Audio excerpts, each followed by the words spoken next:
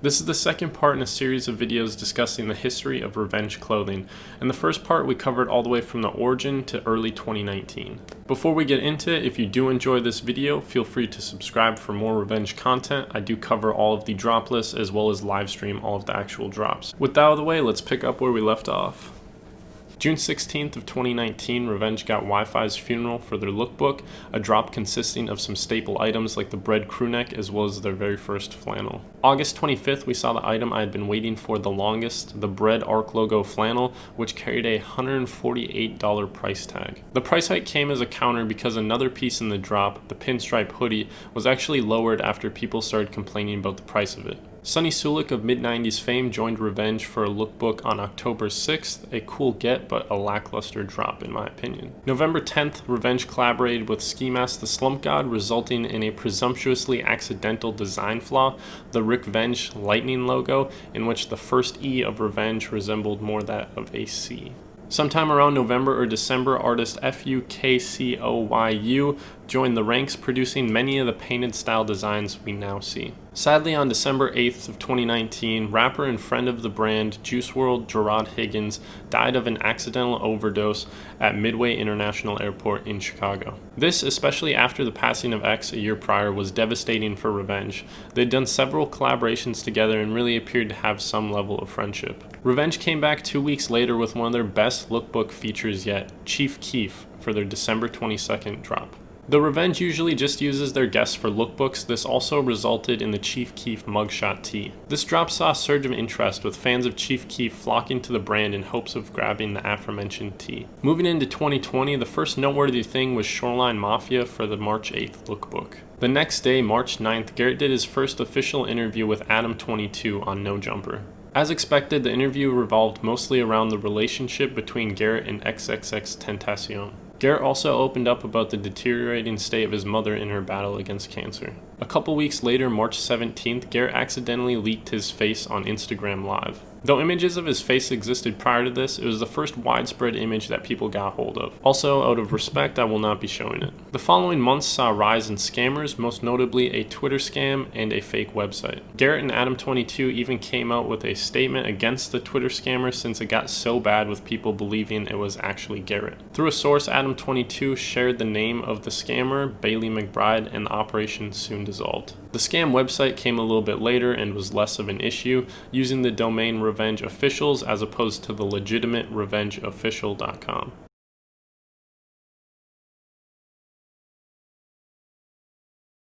Revenge relaunched their website in April, swapping from Squarespace or whatever they had before to Shopify. Over the past couple of years, Revenge has definitely started shifting away from their more classic designs, pushing away a lot of people who have been here the longest. On top of that, they've started using famous TikTokers to promote their brand, focusing on a much different audience and once again pushing away even more old heads. I believe Lil Huddy or Chase Hudson was the first to show up on TikTok rocking the brand, with other platform leaders like Addison Rae and Charlie D'Amelio to follow.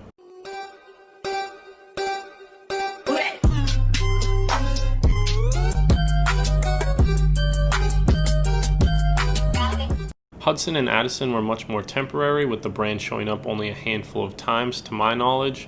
The target was mainly focused on Charlie, with Revenge making regular cameos in her content.